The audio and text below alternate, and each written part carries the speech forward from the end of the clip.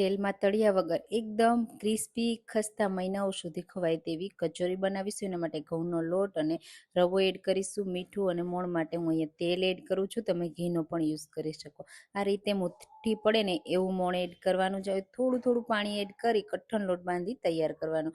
ઢાંકી રહેવા દેશું. અહીંયા મેં ચવાણું લીધું છે, મિક્સ નમકીન. એમાં ધાણા, વરિયાળી, તલ અને લાલ મરચું એડ કરીશું. આમચૂર પાવડર, મીઠું, ખાંડ એડ કરી મસાલો તૈયાર કરી લેશું. હવે એમાં કાજુ અને કિસમિસ એડ કરી મિક્સ કરી દેશું. અહીંયા જો તમારે ડ્રાય ન રાખવો હોય ને તો થોડો આંબલીનો પલ્પ એડ કરી દેવાનો. અહીંયા આપણો લોટ પણ સરસ એવો રોસ્ટ થઈ ગયો છે, તો એક સરખા આપણે લુવા કરી લેશું. પછી એમાંથી એક લુવાને લઈ આ રીતે વચ્ચે સ્ટફિંગ ભરી અને સરસ રીતે પેક કરી દેશું. જે રીતે આપણે કચોરી બનાવીએ ને એ જ રીતે પેક કરી દેવાની, પણ આપણે એને તેલમાં તળવાની નથી, એટલે ખુલશે પણ નહીં. હવે એને બનાવવા માટે આ રીતે મેં અપમ પેન લીધી છે, એમાં થોડું થોડું તેલ એડ કરી બધી સાઈડથી લો ફ્લેમ ઉપર રાખી અને ક્રિસ્પી કરી લેશું. આ રીતે થઈ જાય ને એટલે સર્વ કરીશું. તો ટ્રાય કરજો.